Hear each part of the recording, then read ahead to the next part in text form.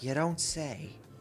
Her enthusiastic statement of the obvious makes people around us stare, but Misha doesn't seem to care, so we proceed to the line. There is a rather long list of menu options, which seems great until I realize that many of them are to accommodate students who need special diets. How nice. It almost feels like I'm back at the hospital, eating portions measured with scientific precision to meet the needs of the patients. I pick something at random and follow Shizune to a table, sitting opposite of her. Hello, ladies. As I nibble indifferently at the food I'd rather not eat, Misha pokes me in the side to get my attention and points to Shizune. What's wrong with her? She looks pissed. I don't understand signs, so the point escapes me. Maybe looking at the person who talks to you is proper and polite. Do you want to know something? What? About anything. We're your guides, so you should ask if there is something. I wonder. Let's see. What should we ask? What should we ask? Ask about the library. I think I got everything I need to know. Well, we don't know too much. We just got here, Sal. What is wrong with you? Ask about Shizune's death. Why the hell would I ask that? That is not even something I need to know. I'll ask about the library because Sal likes to read. Oh yeah, is there a library in the school? Lately I've gotten into reading a lot, so I'd like to check it out. Misha gives the kind of frown that makes it clear she doesn't consider reading a healthy hobby. Well, screw you. But then picks up her smile again. There is. It's in the second floor. We can show it to you sometime. Thanks. I return to my food while the girls begin to talk between themselves and whatnot. Talking about girl stuff or whatever. Misha and Shizune sign back and forth very animatedly, throwing sideways glances at me. But Misha refrains from translating. Maybe they're talking about secret girl stuff or something. I quickly notice a conversation in sign is not enough to fill a silence. We arrive in the classroom early, but we're not the first. Whoa, who the hell is it? What the hell? What the hell is up with her? You guys see this? Her face is kind of... I mean, I'm not judging, but I mean, I want to know what happened. Good lord. Is that like burns or something? I don't know. We'll find out eventually, hopefully. The dark-haired girl I noticed before is slumped over her desk at the last row. Whoa, earthquake. She jumps a little when Misha crashes into the room with the elegance of a rhino. Yeah. She shrinks deeper into her seat. I can feel her tension all the way from here, as if she were slowly turning into stone just from our presence. Misha and Shizune either don't notice or don't mind it, as they walk directly past her to their seats and begin to converse. I'm left wondering about her, even when the class slowly fills with other students and finally the teacher. Getting into the rhythm of school feels strange. It's as if my brain remembers how this is done, but my body doesn't. Towards the end of the class, I start yawning and counting the minutes left. I shouldn't be this tired on my first day of school. Well, you've been doing nothing but laying around for 4 months. Maybe it's the long time spent in the hospital that made me like this. I'm even feeling physically weak and lifeless. Before long, the final bell rings. School is finally over for today. Beside me, Misha and Shizune are having a short conversation. After a bit of deliberation, Misha turns to me. Hello. Unfortunately, we can't stay and show you around today, Hachan. We've got to hurry already, since there is a lot of work for us to do. You'll find your way around here, I'm sure of it. Oh, wait. Wait, hold on. The teacher said I'd have to see the nurse. Where do I have to go? Oh, is that so? We can at least show you that much. Come on, the nurses have their own building, so we have to go outside. We join the flow of students making their way down the stairwell. Making my way downtown, down the stairwell and outside. With the girls pointing out their other senior classrooms in the hallway.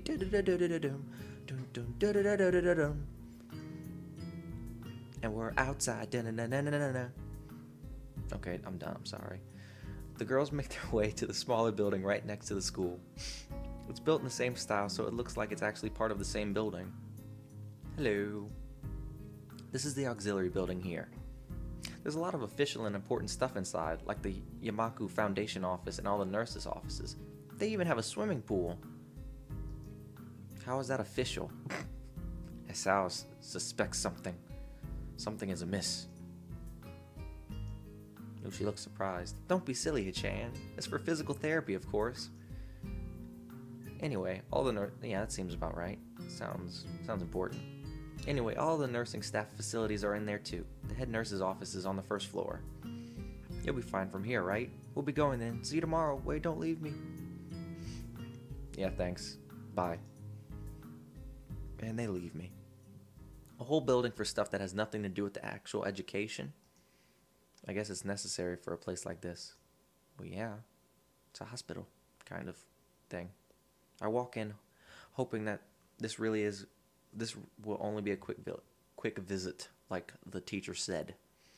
On a white door on the left is a green cross with the text Head Nurse. Ooh. We might have a hot nurse. Hot nurse, I'm excited. A voice from the inside responds to my knock almost immediately, but I can't quite make it out. It sounded a bit like an invitation to open the door, so I invite myself further in. Oh, here we go. Here we go, hot nurse. The room is not large and it smells strange. It's a hospital. A friendly-looking man turns around. Oh, man. It's a man. The nurse is a man. Turns around on his office chair to face me as I enter. His desk is neat and tidy, but the bin under the table is overflowing with used medical utensils. This dude does, oh my god, he does heroin. He shoots himself up. And there are at least a dozen coffee cup rings lingering on the desk. Hey, dude. Ooh, this music is nice. Piano. Hello there. What can I do for you today? Whoa. Okay, the music just suddenly turned weird. This is like making love. Oh my god, the saxophone. Making love tonight. Ba-dum-bum-bum. Ba-dum-bum-bum. Okay, this is weird. He is young looking and sort of rugged, but the dimples in his cheeks wash that impression away when he smiles. Are you the nurse? Yeah, Hisao suspects something's up too. He hears the music. Are you the nurse? Oh lord, creeper smile. Hey dude. He smiles like a person who has heard this very same question hundreds of times. We'll just say that 100 of times. Why, yes I am. Good lord, it says so on the door, no? I guess so. You can call me by my name or just the nurse, like everyone else. Of course, I shake off my confusion, realizing I probably should grab his extended hand. His handshake is rather firm and friendly, I'll bet it is. Look at that smile, like he knows something's up. He's gonna check your prostate. Anyway, right. I'm a new student, and my homeroom teacher told me to come and meet you. My name is Hisao Nakai. His eyes light up with a revelation, and he snaps his finger. What's up with your eye, dude? Why are you creeping on me? Peekaboo. Oh, you're that Nakai. I was just reading your file this morning. Some kind of chronic arrhythmia and related congenital heart muscle deficiency, right? He gestures me to sit down in a vacant armchair in front of his desk. Yeah. Well, good. You've probably been briefed about the school enough, so I'll just go over this quickly. We have all kinds of facilities available, mostly physical therapy and such. There's always someone from my staff around, even at night. So never hesitate to call us if there's a problem. The famous 24-hour nursing staff. Wow, this is just like a hospital. Well, not exactly. For instance, we don't do brain surgery here. You're so funny. His joke feels so out of place that I'm left thinking why he even said it. Yeah. Just that it's really weird to have so many medical people out of school. You'll get used to it. I'm not so sure of that myself, but I don't let the nurse know it. Now, let me just find your file again. While he searches for something from his computer and shuffles stacks of papers around, I let my gaze wander around the room. It's the epitome of generic, I'd like to say. Beige walls and ceiling, dark gray laminate flooring, and all the equipment you'd expect from a school nurse's office. Even the ridiculous educational posters are hanging on all four walls, reminding me to eat properly 3 times a day from all the food groups. Yeah, I hate those goddamn things. Smiling, the nurse draws a thick file from a stack of similarly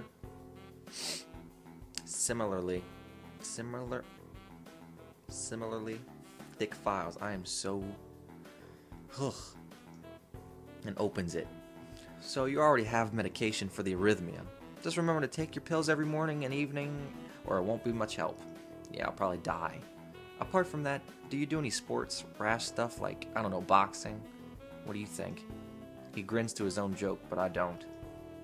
Well, I played soccer occasionally with some classmates. Alright, well, I'm afraid I'm gonna have to recommend you refrain from doing that ever again. Ever. At least for the time being. Oh, never mind. Oh. Well, piss. My lack of reaction makes him raise an eyebrow. But yeah, I see that. Look at him. But really, I'm not too bothered by him forbidding me to kick a ball around. I guess I never did it out of the burning passion for the sport, just to have something to do. Any kind of concussion might be very dangerous to your heart, and risking another attack is not a good idea. No. Was the previous one caused by a sudden concussion to the chest area? There's no mention of the cause in your papers. Not exactly. What had happened was, this girl told me she loved me, and I died because I'm not very good with women. Oh, he looks like he just licked a lemon. I sidestepped the question acceptably, and he glances at me over his papers with a more serious expression on his face. Still, you need to keep your body healthy, so some exercise would do you good. We have physical therapy and such available, as I said, but I don't think you really need such heavy measures. Just some light exercise regularly. Brisk walks or even light jogging, jumping rope, that sort of thing. Swimming maybe? There's a pool here. So I was told. Asao doesn't like the sound of that pool. You were? Very good. At any rate, and I'm sure you've been told this before, you just need to take care not to overexert yourself. He wags his finger to emphasize the point. No need, really. I've heard this 1,000 times already. Absolutely no unnecessary risks. Take care of yourself. Whatever, dude. He goes over my papers one more time and sets them on the desk, obviously content. Good, that's it then. Come meet me if you ever need something. I'm ushered out before I even realize it. Well, good, the porn music's gone. Yeah, we're making love. I'm ushered out before I even realize it. A quick visit indeed. I end up standing in front of the main building and the auxiliary building, although to my eyes, they still look one and the same. It's the first real look I get at the other students, so I watch people coming out of the school, going towards the gate or the dorms. Everyone seems to know where they're going. Yeah, because they've been here a while. And I still keep thinking that most of them don't look too special for being students at a special school. Then again, neither do I. Does that make me one of them? One of us? Awkward silence. I should go somewhere too, to prevent me from getting lost. It's around dinner time, but I feel tired instead of hungry. The weariness in me only grows as I trudge towards the dorms, set a little way apart from the main building complex. Ooh, this is pretty. There's a garden of sorts between the school and the dorms, shrubbery, flowers, and that overbearing smell of fresh cut grass that fills the atmosphere. It dawns on my tired mind that the smell feels novel because I haven't been outside at all for so long. The dorm building is big and made of red brick. Like the others, it feels way too pompous for what it is, so I push forward, going inside. Exit sign. This still looks like a hospital. If you guys don't mind, I'm gonna take a sip of this here drink because I am thirsty. I am very thirsty indeed. So while I take a sip of this drink, enjoy the music.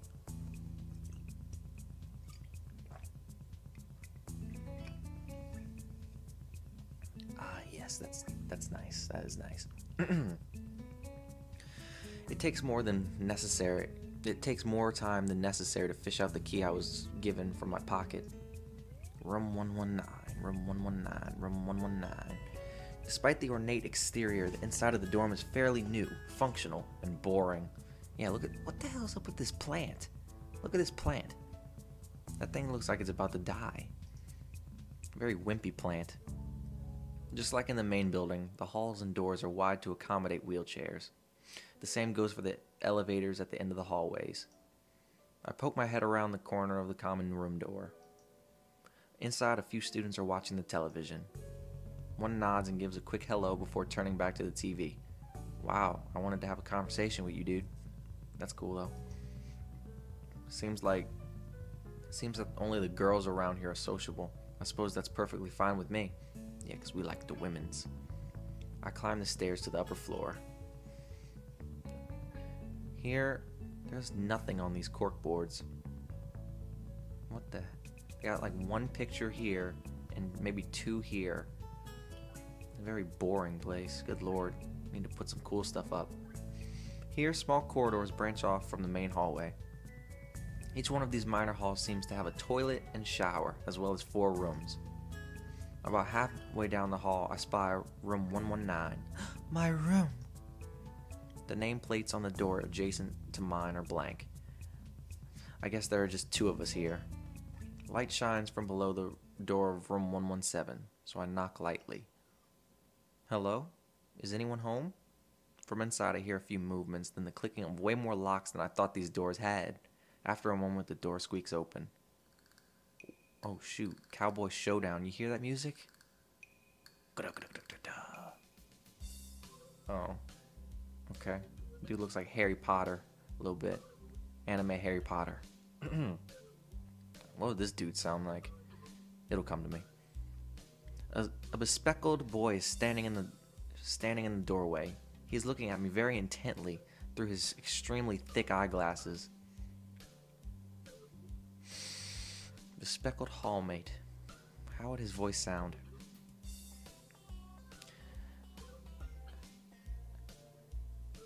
Since I'm like so out of it right now, I'm not even gonna try and make a real voice. Huh? Who is it? What? Blind? No, not. At least not completely. Why would he have eyeglasses if he was? You're like Sherlock, Asao. That is a good observation. He leans closer to me until our noses are almost touching. Whoa, dude. His breath stinks of garlic. This dude's like trying to make the moves on me. Hisao Nakai. I'm moving into the room next door. I thought I should introduce my... His face suddenly brightens in realization. Oh, hey, look at the smile. As he stands upright, thrusting his hand out in a smiling greeting, almost straight into my diaphragm. So first you try to kiss me, and now you're punching me in the stomach. Oh, what's up, dude? The name's Kenji. Hi.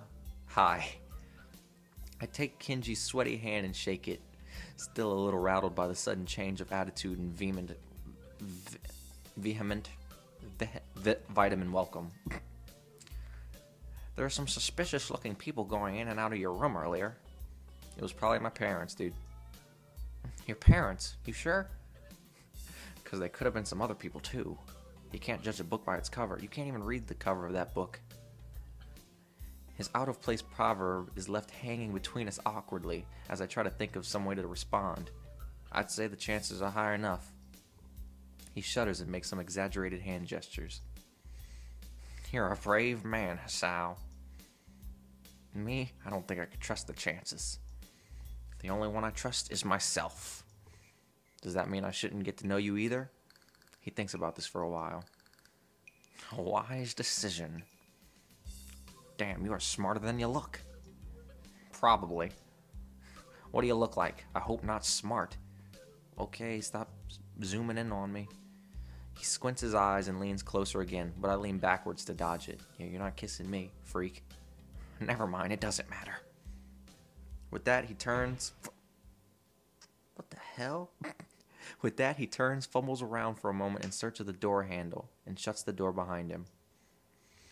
I slide the key into the lock of the door marked 119. Ooh, Lord. Bleak beige walls, white linen, a desk made of some type of light wood, and ugly curtains. Oh, the curtains, why? Not ugly curtains. It's no one's room. Impersonal. Like my hospital room was. My bags are sitting at the foot of my bed, looking a lot emptier than they did this morning. The closet is sitting open, stocked with my clothes. Also, it seems that there are a number of school uniforms hanging there as well. A note is pinned to the sleeve of one of the shirts. Hi, Hichan. We've unpacked your things and made your bed. They said, if these don't fit, then you should go to the office tomorrow. If you have any problems, you can always call us. Love, Mom and Dad. Well, at least I don't have to worry about unpacking. I kind of hoped I would have, then there would be something to do. It's still too early. I put the note down on the desktop and lie down on the bed, feeling drained. Lying there makes me want to read something, but I have nothing with me. I wonder if the hospital conditioned me for wanting to read whenever I have nothing to do. The restless urge just keeps growing until I have to stand up. Maybe it's stress or something. I was pretty nervous about it before coming, and for the entire day too. I still am, I think. Damn, I have to distract myself somehow, so I won't be this unnatural all the time. Tomorrow I'll go borrow some books from the library. Yeah, you still need to have them show you where the library is. Yeah, I'll do that. But for now, about to start popping pills. And I skipped it. And I don't feel like going backwards. Mostly because I don't know how. I'll figure it out eventually. So we'll just act like we didn't see that there. I pick one up and shake it just to hear the contents rattle inside. And then read the note glued on pharmacy label. Hisao Nakai. 2 tablets daily to stay alive. That doctor is... What? That's not a doctor's note. It doesn't really say that, but it could just as well. It's kind of twisted having your life depend on chemicals like this. I resent it a little, but what choice do I have? With a sigh, I begin my new daily ritual of taking the right number of pills from each bottle, being careful to check the correct dosages. I'll lie down again, feeling hollow and uncertain. And after that, I keep staring at the blank, unfamiliar ceiling for a long time. Darkness. It doesn't start looking any more familiar, not even after darkness falls and long shadows draw across my room like fingers. The sheets feel slightly more comfortable, warm and nest-like against the chill that passes for room temperature here. Soon, the lighter shade of darkness that is the ceiling looks like every ceiling does at night, and it becomes the only thing I recognize anymore. The night beckons me to sleep, and I feel the coldness of unfamiliarity